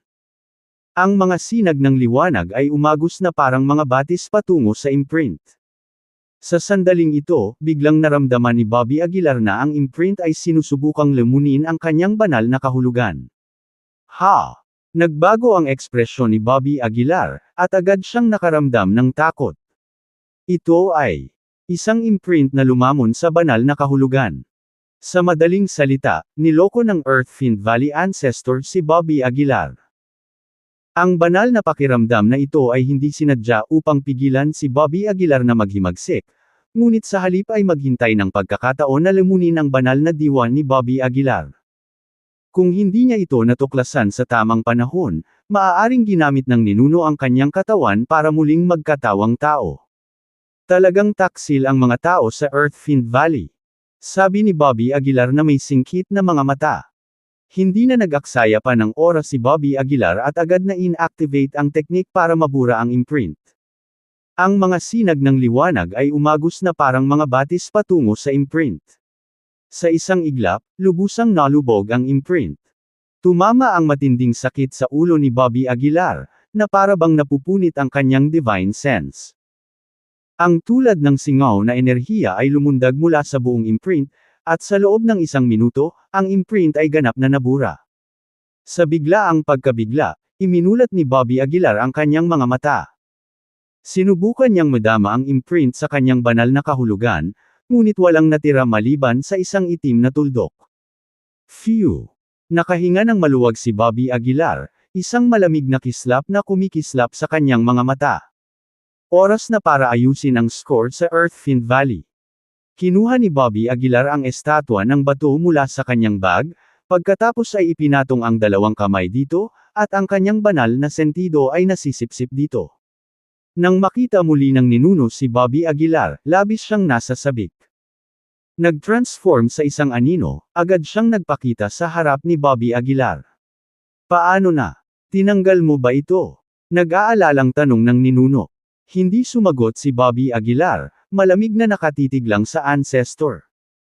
Naramdaman ang titig ni Bobby Aguilar, nagalit ang ninuno at sumigaw, "Nagtatanong ako sa iyo. Natahimik ka ba? Pagkasabi nito, muling ibinaba ng ninuno ang kanyang malaking kamay kay Bobby Aguilar. Gayunpaman, nakakalungkot na sa pagkakataong ito, hindi niya nagawang ihampas si Bobby Aguilar sa lupa. Sa halip, hinawakan ni Bobby Aguilar ang kanyang palso. Agad na nagbago ang ekspresyon ng ancestor, at umungal siya, sinusubukan mo bang magrebelde? Rebel. Naging malamig ang boses ni Bobby Aguilar. Kayong mga tao ng Earthfiend Valley ay mapanlinlang at mabagsik, na gumagawa ng hindi mabilang na mga kalupitan. Sa paglipas ng mga taon, hindi mabilang na tao ang nasaktan mo. Nang sabihin ito ni Bobby Aguilar, halos magngangalit ang kanyang mga ngipin. At ikaw ang punong salarin.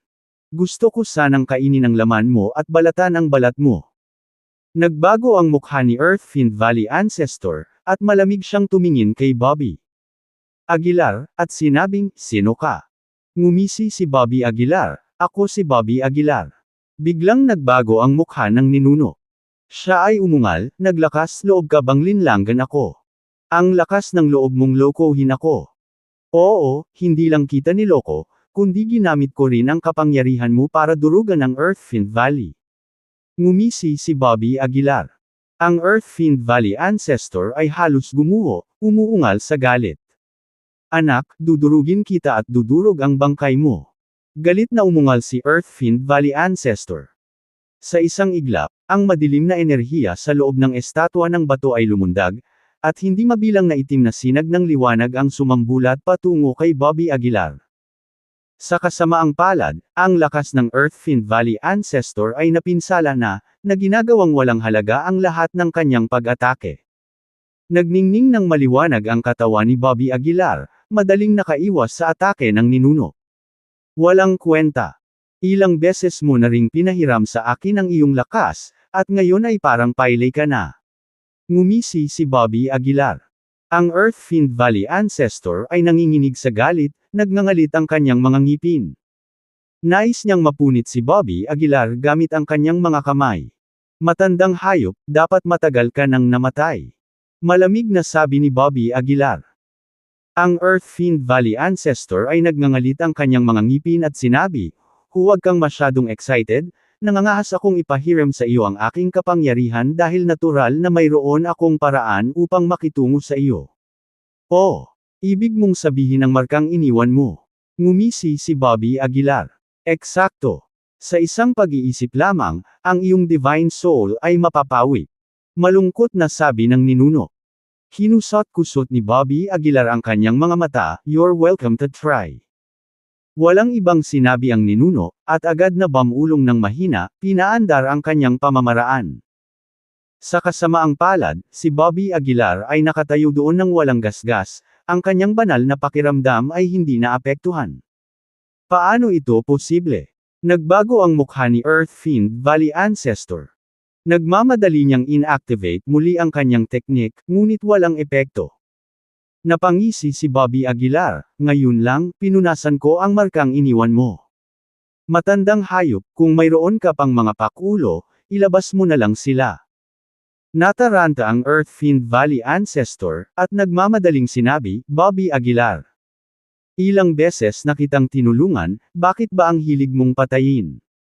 Pagtulong sa akin." Tuloy-tuloy ng inisyon ni Bobby Aguilar. "Sa tingin mo ba hindi ko alam ang mga pakulo mo? Parang tinutulungan mo ako, pero sa totoo lang, gusto mo lang lamunin ang divine sense ko kapag may pagkakataon, di ba?" "Ikaw? Paano mo nalaman?" Lalong natakot si Earthfiend Valley Ancestor. Malamig na sinabi ni Bobby Aguilar, "Maaari mo pang tanungin ang hari ng impyerno sa halip." "Oh, teka, baka hindi ka na magkaroon ng pagkakataong magtanong sa hari ng impyerno." Itinaas ni Bobby Aguilar ang kanyang mga kamay at hinawakan ang Earthfiend Valley Ancestor. Kasanayan sa paglunok ng langit. Sa dagandong ni Bobby Aguilar, nagsimulang masira ang divine sense ng Earthfiend Valley Ancestor. Ang Earthfiend Valley Ancestor ay nahirapan ng husto, ngunit ito ay walang halaga kumpara sa Heaven Swallowing skill. Etnan Smiten, ikaw Dastard. Ang divine sense ng Earthfiend Valley Ancestor ay ganap na kinain ni Bobby Aguilar. Ang walang katapusang dark energy ay direktang hinigop ni Bobby Aguilar. Bitik. Nabasag sa isang iglap ang rebeltong bato. Ang mundo sa loob ng rebeltong bato ay unti-unting gumuho. Hindi nang ahas si Bobby Aguilar na mag-antala. Nagmamadali siyang umalis sa espasyo at bumalik sa sariling katawan. Ito ay. Pagbalik niya sa kanyang katawan, hindi maiwasang magbago ang mukha ni Bobby Aguilar. Kabanata 278. Matapos bumalik si Bobby Aguilar sa kanyang katawan, malinaw niyang naramdaman ang mabilis na paglaki ng kanyang divine sense power. Sa sandaling iyon, ang laki ng butil na ningning sa kanyang isipan ay lumaki ng kaunti. Maaari bang, na ang paglamon sa banal na pakiramdam ng iba ay maaari ring magpalakas ng aking banal na kapangyarihan ng pandama? Mabilis na naintindihan ni Bobby Aguilar. Gayunpaman, ang pamamaraang ito ay medyo masyadong malupit. Kapag ang banal na pakiramdam ng isang tao ay nilamon, ang kanilang kaluluwa ay lubos na mawawasak. Medyo mahirap pa rin itong tanggapin ni Bobby Aguilar. Hindi mahalaga, oras na para sa akin na mag-isa kapag bumalik ako sa oras na ito, naisip ni Bobby Aguilar sa kanyang sarili. Marami na siyang natamo sa pagkakataong ito, hindi lang nilalamon ang Earth Fiend Valley Ancestor kundi nakakuha din siya ng 3 sako ng pills.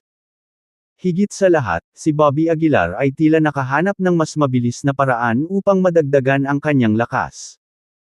Emily, marahil ay makikita na kita sa capital city sa lalong madaling panahon, mahinang bulong ni Bobby Aguilar, at isang hindi sinasadyang ngiti ang sumilay sa kanyang mukha. Bumilis ang takbo ng eroplano. Sa kalagitnaan ng paglalakbay, sa wakas ay nagising si Claire Richardson, ngunit mukhang mahina pa rin. Pinunasan niya ang kanyang mga mata, hindi niya namamali na sinabi, "Nasaan ako?" "Claire, sa wakas gising ka na." Nang makitang gising na si Claire, nagmamadaling sumigaw si Maya. Malamig na sinulyapan ni Claire si Maya, at nanlamig ang mukha nito.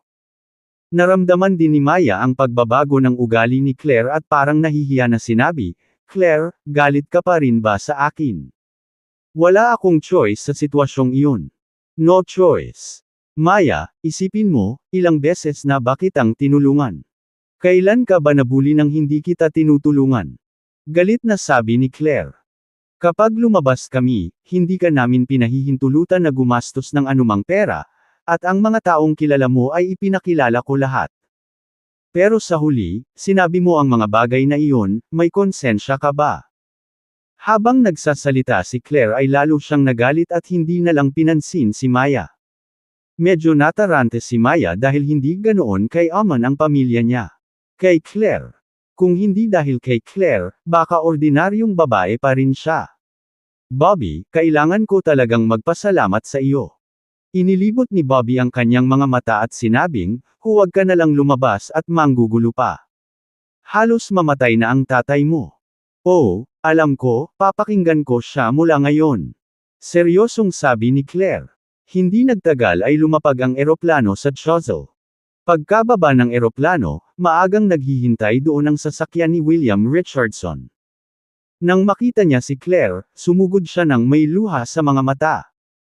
"Ikaw na masuwean na bata, halos matakot mo ako sa kamatayan." Si William Richardson ay parehong galit at masaya habang ang mga luha ay hindi mapigilan. Tila medyo nakonsensya rin si Claire, "Bamulong, Kai, pasensya na, isa hindi ko inaasahan na magiging ganito." Sa totoo lang, maaaring hindi lahat ng bagay na ito ang kasalanan ni Claire. Sa sandaling ito, biglang nagsalita si Bobby Aguilar. Nagulat si Richardson at sumimangot, "Bobby, anong ibig mong sabihin?" Mataimtim na nagsalita si Bobby, "May pakiramdam ako na maaaring iba ang katawan ni Claire sa ilang paraan na maaaring umakit sa Earthfiend Valley. Naaalala ko na ngayon, may sinabi sila tungkol kay Claire na isang purong dark energy na katawan." Sa sandaling iyon, napabulala si Maya. Purong dark energy body. Hindi naman nakakagulat kung ganoon.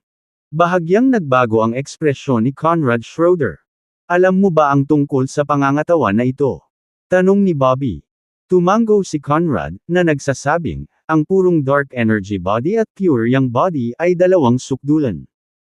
Ang isa ay naglilinang ng madilim na enerhiya, at ang isa naman ay naglilinang ng enerhiyang yang. Sinasabi na ang paggamit ng dalawang pangangatawan na ito upang pinuhin ang gamot ay maaaring makagawa ng pinakamataas na kalidad na banal na gamot. Mayroon pang mga alingaw na ang pagsasama ng dalawang pangangatawan na ito ay maaaring mapahusay ang lakas ng isang tao. Nang marinig ito, hindi maiwasang mamula ang mukha ni Bobby, habang si Claire naman ay medyo hindi natural. Hindi si Chief Richardson, ang Earthfiend Valley ang huling target kay Claire. Pinakamabuting bantayan siya nang malapitan sa hinaharap, babala ni Conrad. Mabilis na tumango si Richardson at sinabing, naiintindihan ko. Pagkatapos, kaina-hinalang nagtanong din siya tungkol sa pagkakakilanlan ni Conrad. Ipinaliwanag ni Conrad, na walang pagpipilian, ang lahat. Matapos paalisin si Claire, handa nang umuwi si Bobby. Nagpalit lang ng identity si Conrad at maraming bagay na dapat harapin, kaya hindi na niya sinamahan si Bobby. Hindi nang ahas si Bobby na mag-aksaya ng oras. Pagka-uwi, hindi man lang siya nagpahinga bago siya naghanda para gumawa ng isang pambihirang tagumpay. Matapos makuha ang Earthfiend Valley Ancestor, tiwala si Bobby sa direktang pagsulong sa Foundation Building Stage 7. Gayunpaman, nang si Bobby ay naghahanda na pumasok sa pag-iisa, bigla niyang naramdaman ang isang malakas na presensya na papalapit sa kanya mula sa lahat ng direksyon. Ang tindi ng presensyang ito ay higit pa sa inaasahan ni Bobby. Biglang nagbago ang mukha ni Bobby. Sa paghusga mula sa aura na ito, ang kabilang partido ay hindi bababa sa isang Grandmaster, at mayroong higit sa isa. Nagmamadaling lumabas si Bobby sa kanyang bahay at malamig na tinitigan ang kanyang paligid. Dahil nandito ka, bakit ka nagkukulong? Malamig na sabi ni Bobby. Kahangahangang perception. 3 figure ang lumabas mula sa kadiliman. Bagamat itinago ng 3 ito ang kanilang aura, kitang-kita pa rin ni Bobby ang kanilang nakakatakot na lakas. Sino ka? Nag-aalalang tanong ni Bobby. Ngumisi ang kabilang partido, hindi mo alam kung sino ang nasaktan mo. Maraming tao ang nasaktan ko, ngumisi si Bobby. Thirsk, mukhang hindi ka interesado sa Halcrone sect natin, mahinang sabi ng kabilang partido. Sekta ng Halcrone. Hindi inaasahan ni Bobby ang mga tao mula sa Halcrone sect na kakatok ng ganoon kaga. 3 Grandmaster, talagang binibigyan mo ako ng maraming mukha, sabi ni Bobby, na kinusot ang kanyang mga mata. Hahaha. Upang maging tumpak, ito ay 3 peak forms of Grandmasters. Walang pakialam na sabi ng kabilang partido. Peak form ng Grandmaster. Ang mukha ni Bobby ay agad na naging sobrang pangit. Ito ay halos ang pinakamalakas na kalaban na nakatagpo ni Bobby. Sa kanyang kasalukuyang lakas, hindi pa banggitin ang 3 peak form of Grandmasters, kahit isa ay sobra-sobra na para mahawakan ni Bobby. Ano, natatakot? Walang pakialam na tanong ng kabilang partido. Medyo hindi kaaya-aya ang mukha ni Bobby habang mabilis niyang iniipon ang kanyang lakas, handang lumaban anumang oras. Hehe, huwag ka nang mag-aksaya ng lakas. In our presence, your strength is insignificant, dahan-daang nilapitan ng 3 si Bobby. Tama na ang usapan, laban tayo. Umungol si Bobby, ang kanyang enerhiya ay agad na umabot sa rurok nito. Ignorante na tanga, malamig na nag-iwan ng komento ang 3 bago ang isang nakakatakot na pressure ay dumaan. Sa isang iglap, naramdaman ni Bobby na parang tinamaan ng kidlat ang buong katawan niya, pati ang mga galaw niya ay parang napigilan. Ilang lupain lang ang pagitan, ngunit ang agwat sa lakas ay napakalaki. Hindi makagalaw, paano mo lalabanan? Ngumisi ang 3. Maya-maya lang, may lumitaw na figura, na hamarang kay Bobby. Sino ang nagbigay sa iyo ng pahintulot na pumasok sa teritoryo ni Pyro? Kabanata 279. Nang makita ang pamilyar na figurang ito, isang bakas ng pagkagulat ang bumungad sa mukha ni Bobby Aguilar. Kato Cain. Panay ang tingin ni Bobby Aguilar sa lalaking nasa harapan niya. Sinulyapan ni Kato Cain si Bobby Aguilar at malamig na sinabi, tumabi ka. Ngunit sinabi ni Bobby Aguilar na may bahagyang pag-aalala, ang 3 taong ito ay nasa tuktok ng kaharian ng Grandmaster. Natatakot ako na baka ikaw lang ang hindi makalaban sa kanila. Pagkasabi noon, ang katawan ni Bobby Aguilar ay nabalot ng gintong liwanag, at mabilis siyang tumayo sa tabi ni Kato Cain. Naramdaman ang presensya ni Bobby Aguilar, nanunuyang sinabi ni Kato Cain, medyo bumuti ka. Mapait na ngiti ang ibinigay ni Bobby Aguilar, sa ganitong panahon, huwag na nating pag-usapan ang mga walang kwentang bagay na ito. Sumandal si Kato Cain habang nasa likod niya ang mga kamay at malamig na sinabi, ikaw, lumayo ka. Kung may mangyari man, hindi ako patatawarin ni Miss Taylor. Kung tungkol sa tatlong ito, hindi ko sila sineseryoso. Habang nagsasalita siya, biglang sumabog ang aura ni Kato Cain. Ang malupit na aura ay talagang nagpa-atras kay Bobby Aguilar ng ilang hakbang. Hindi nito maiwasang magbago ng husto ang mukha ni Bobby Aguilar. Gaano katikot ang lakas ni Kato Cain. Ang dami niyang pinipigilan kanina. Sa hindi kalayuan, nagbago rin ang mukha ng tatlong lalaki. Malamig nilang tinitigan si Kato Cain at maingat na sinabi, sino ka? Hindi mo kailangang malaman, malamig na sagot ni Kato Cain. Sa anumang kaso, dahil nakapasok ka sa pyro ngayon, dapat kang mamatay dito. Si Kato Cain ay humakbang pasulong, at ang lupa sa ilalim ng kanyang mga paa ay agad na nadurog sa isang malaking butas. Malaki ang pagbabago sa mukha ni Bobby Aguilar, at lalo siyang nabigla sa kanyang puso. Maliwanag, ang lakas ni Kato Cain ay lampas sa imahinasyon ni Bobby Aguilar. Lalong lumuwa ang mukha ng tatlong lalaki. Hindi nila inaasahan na ang isang makapangyarihang tao ay nasa tabi ni Bobby Aguilar. Nalampasan na namin ang aming mga hangganan, at aalis na kami ngayon, talagang nagpasya ang tatlong lalaki na umatras. Pagkatapos nilang ilabas ang mga salitang iyon, tumalikod sila at umalis. Gayunpaman, ikanaway ni Kato Cain ang kanyang kamay. Isang malaking puno, na sapat ang kapal para makubkob ng dalawang tao, ang biglang bumagsak na may malakas na kalabog, na hamarang sa daan ng tatlong lalaki.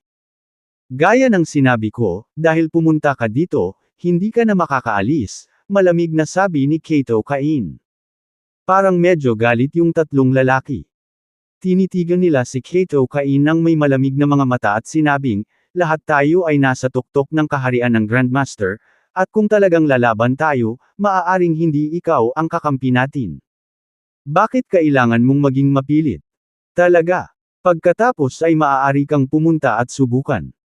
Si Kato Cain ay tumigil sa pag-aaksaya ng mga salita, tinapakan ang kanyang paa, at ang kanyang katawan ay nawala sa manipis na hangin. Ang bilis ay napakabilis na si Bobby Aguilar ay naiwang tulala. Ang after image ni Kato Cain ay nanatili pa sa orihinal na lugar. Bang! Sa sobrang bilis, ang tatlong lalaki ay hindi nakapag-react sa oras, at ang isa sa kanila ay direktang tinusok sa dibdib ni Kato Cain. Bumulwak ang dugo ng husto. Huwag mong isipin na natatakot kami sa iyo. Ang tatlong lalaki ay agad na nagalit, at ang kanilang mga katawan ay puno ng mga diskarte. Nag-buzz ang buong villa. Hindi umimik si Kato Cain. Marahan niyang tinapik ang paa niya, at may formation talaga na lumitaw sa harapan niya. Sa loob ng pormasayon, si Kato Cain ay parang isang celestial na nilalang. Napaatras siya ng isang hakbang, at ang mga alon ng enerhiya ay sumabog mula sa kanyang palad. Laban sa tatlong kalaban, hindi nagpatalo si Kato Cain, pinigilan pa niya sila. Tumayo si Bobby Aguilar sa hindi kalayuan, na lalong nabigla. Ang personal na bodyguard ni Miss Taylor ay lampas sa kanyang imahinasyon. Boom! Sa sandaling ito, itinaas ni Kato Cain ang kanyang palad, at ang inner strength ay natipon sa hangin. Pagkaraan ng ilang sandali, ito ay talagang naging isang malaking bundok. Bumagsak ang bundok, agad na naging sanhi ng sunod-sunod na pagsusuka ng dugo ng tatlong lalaki. Namutla ang mga mukha ng tatlong assassin ng Halcrone sect. Nagpalitan sila ng tingin at biglang gumawa ng mga hand seal ng sabay. 10,000 kuko. Habang umuungol ang tatlo, isang dambuhalang celestial na kamay ang biglang lumitaw sa kanilang harapan. Ginawang mga kuko ng higanteng kamay ang palad nito, tinutukan si Kato Cain sa ere. Gumagamit ka sa mababang mga pandaraya. They're not worth mentioning, malamig na sabi ni Kato kain. Pagkatapos ay inabot niya ang kanyang palad at mahinang bamulong, Divine Palm. Gamit ang palad niya para saluhin ang claw attack, hindi man lang niya nakuha ang tatlo. Seryoso ang mga miyembro ng Halcrone sect. Boom! Sa pagbangga ng dalawang diskarte, isang napakalaking shockwave ang pinakawalan. Isang nakakatakot na aura ang nagmula sa gitna ng dalawa, na kumalat sa lahat ng direksyon. Sa ilalim ng epekto ng banggaang ito, maging si Bobby Aguilar ay napaatras ng ilang metro. Lumitaw ang mga puting marka sa buong katawan niya. Ang tatlong iyon ay sa huli ay walang kapantay para kay Kato Kain. Ang kanilang mga katawan ay napaatras ng 12-dosenang hakbang bago sila umubo ng isang subo ng sariwang dugo, bumagsak sa lupa nang hindi gumagalaw. Si Kato ay hindi nagpakita ng anumang awa, hindi man lang sila binigyan ng pagkakataong magsalita. Itinaas niya ang isang kamay, at biglang, isang napakalaking talam ang lumitaw sa itaas ng tatlo. Slash! Sa isang dumadagandong na sigaw mula kay Kato, bumaba ang talam sa tatlo sa napakabilis na bilis. Puche! Hindi man lang nagkaroon ng pagkakataong makalaban ng tatlo, diretsyong nahati ang kanilang mga katawan sa dalawa. Nabuhusan ng dugo ang buong bakuran. Ang isang sulyap ay nagbigay ng impresyon ng mortal na purgatorio. Bahagyang inalog-alog ni Kato ang kanyang paa, at dahan-daang nawala ang porma sayon sa ilalim ng kanyang mga paa. Bumalik sa kalmado ang lahat, maliban sa pagdagdag ng tatlong bangkay. Hindi napigilan ni Bobby na makaramdam ng matinding takot, na naalala ang unang pagkikita nila ni Kato. Kung sinadya ni Kato na patayin siya noon, patay na kaya si Bobby? Ayos ka lang ba? Sa sandaling ito, lumingon si Kato at sinulyapan si Bobby. Mabilis na umiling si Bobby at sinabing, okay lang ako, salamat.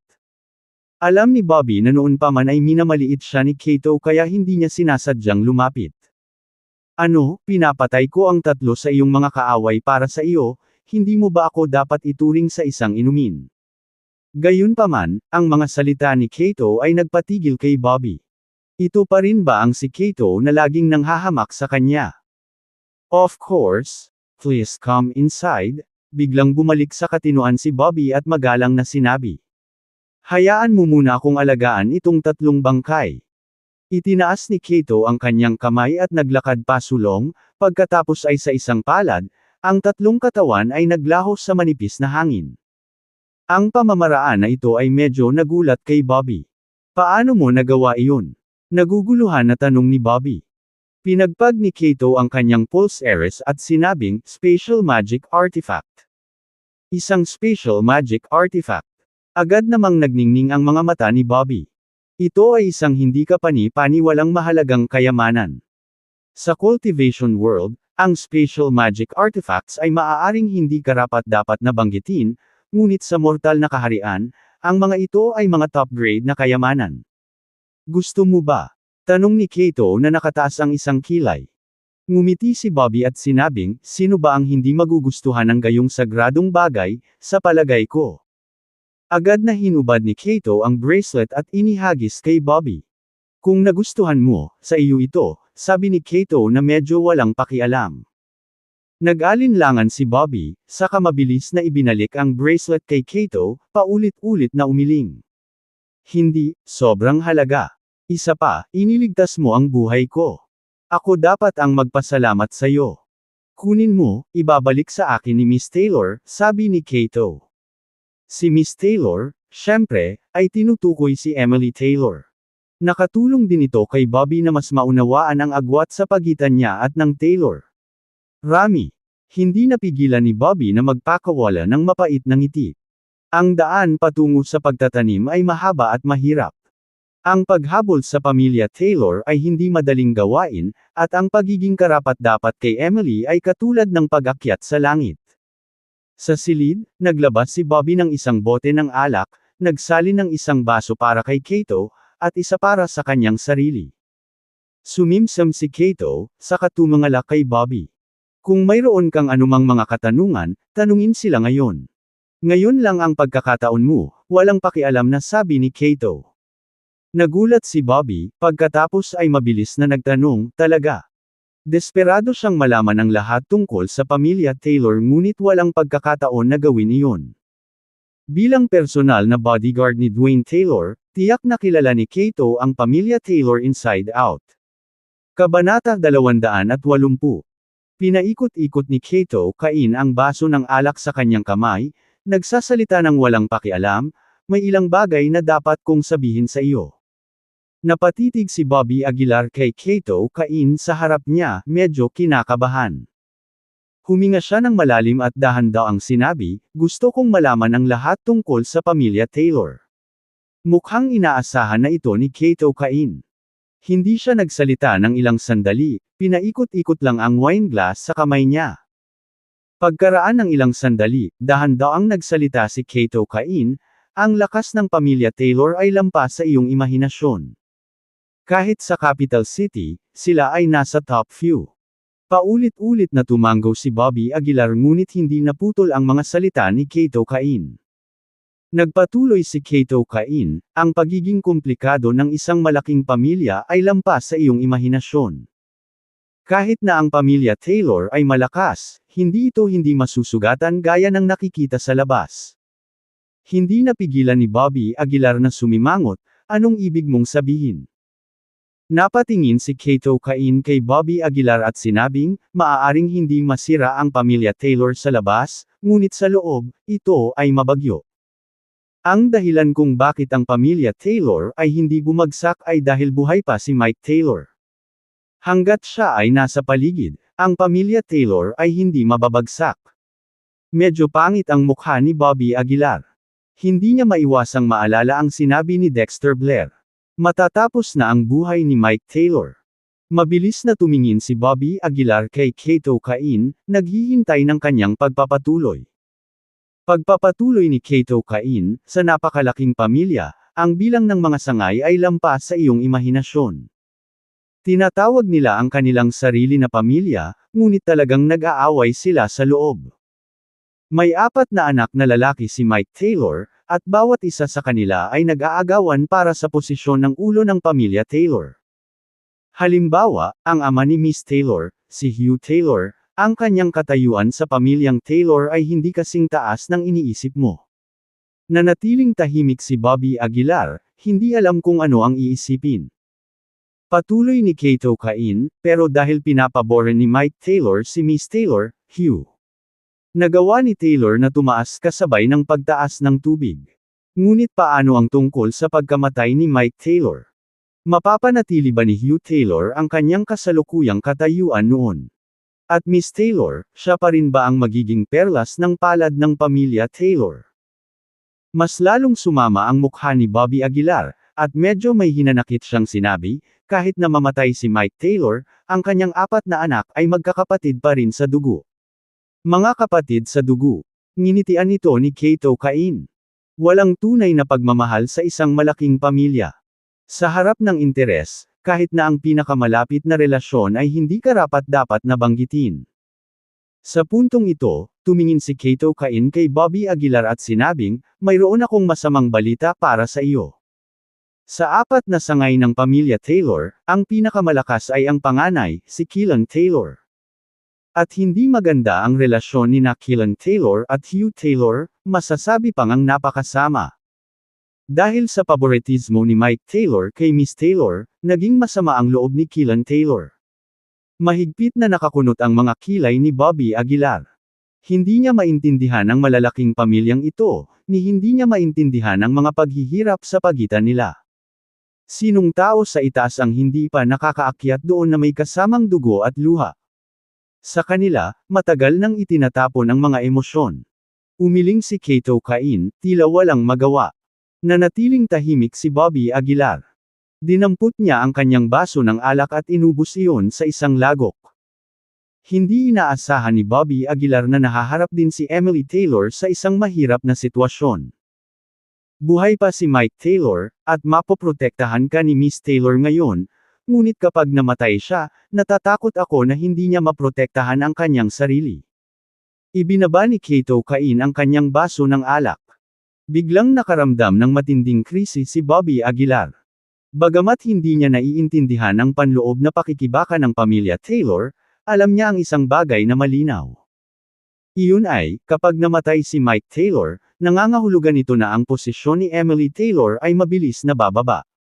Baka magdala pa siya ng problema sa sarili niya. Bobby Aguilar, si Miss Taylor ay may mataas na inaasahan para sa iyo, sabi ni Kato Cain na walang pakialam. Naikuyom ni Bobby Aguilar ang kanyang mga kamao, puno ng determinasyon ang kanyang mga mata habang nakatingin kay Kato Cain. Hindi ko siya pababayaan. Kung isang araw ay talagang mahulog siya sa isang mahirap na sitwasyon, hindi ko hahayaang magdusa siya ng anumang kawalan ng katarungan. Kahit na ang kalaban ay ang pamilyang Taylor, o ang pamilyang Blair. Tumawa si Kato Cain. Tinapik niya ang balikat ni Bobby Aguilar at sinabing, Bobby Aguilar, may mga bagay na hindi nagagawa sa pamamagitan lamang ng pakikipag-usap. Kung walang ganap na lakas, wala kang karapatang sabihin ito. Bagaman ang iyong pag-unlad ay napakabilis, ang iyong kasalukuyang mga tagumpay ay walang kahulugan sa harap ng pamilya Taylor. Natahimik si Bobby Aguilar, alam niyang napakalaki ng agwat sa pagitan niya at ng pamilya Taylor, ngunit hindi niya inaasahan na magiging napakalaki nito. Sana mapoprotektahan mo si Miss Taylor sa buong buhay niya, kalahating biro at kalahating seryosong sabi ni Kato Cain. Tumingin si Bobby Aguilar kay Kato Cain at same time na sinabi, ipapatayo ko si Emily sa tuktok ng Capital City. Hindi sa minamaliit kita, ngunit hindi ito makatotohanan, umiling si Kato Cain. Maliban kung maaari kang maging susunod na Ignacio Burke bago mamatay si Mike Taylor. Ignacio Burke, si Ignacio Burke na naman. Ilang beses nang narinig ni Bobby Aguilar ang pangalang iyon. Matapos ang mahabang katahimikan, tumangala siya kay Kato Cain at nagtanong, anong klaseng antas ang kinabibilangan ni Ignacio Burke? Anong klaseng kaharian siya? Tumingin si Kato Cain kay Bobby Aguilar at mahinang sinabi, sa madaling salita, isa siyang nilalang na lampas sa Grandmaster. Noong siya ay 30 taong gulang, narating na niya ang kaharian ng Marquis. Marquis. Ito ang unang pagkakataon na narinig ni Bobby ang larangang ito. Ngumiti si Kato Cain at sinabing, sa anumang kaso, kailangan mo lang malaman na ang lakas ng isang Marquis ay higit pa sa lakas ng isang Grandmaster. Kahit 100 peak form of Grandmasters ay hindi dapat banggitin sa harap ng isang Marquis. Tumango si Bobby Aguilar at sinabing, naiintindihan ko. Sa puntong ito, tumingin si Bobby Aguilar kay Kato Cain at medyo naguguluhan. Bakit mo sinasabi sa akin ang lahat ng ito bigla? Bumantong hininga si Kato Cain at sinabing, sa totoo lang, hindi kita masyadong inisip noong una kitang makilala. Tumango si Bobby Aguilar. Alam na alam niya ito.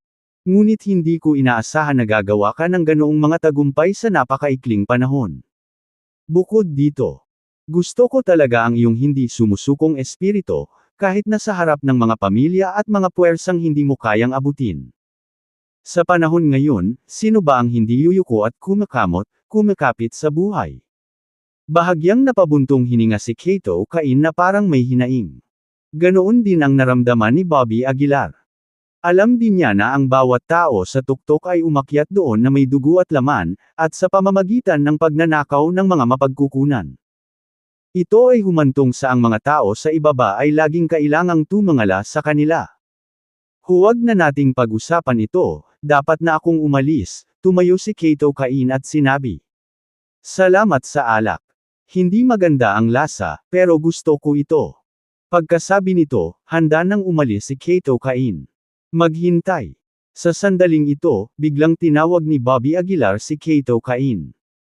Tinitigan niya si Kato Cain at nagtanong, sino ang mas malakas sa inyo ni Dexter Blair? Natahimik sandali si Kato Cain bago sinabing, si Dexter Blair ang lehitimong anak ng pamilya Blair. Ang mga mapagkukunang tinatamasa niya ay hindi ko maihahambing. Bagamat hindi ito direktang sinabi ni Kato Cain, ang kanyang kahulugan ay medyo malinaw. Nga pala, may masamang balita ako. Si Keelan Taylor, ang panganay na anak ng pamilya Taylor, ay may malapit na kaugnayan sa pamilya Blair. Kung mamamatay si Mike Taylor, malamang na ipapakasal ni Keelan Taylor si Emily kay Dexter Blair.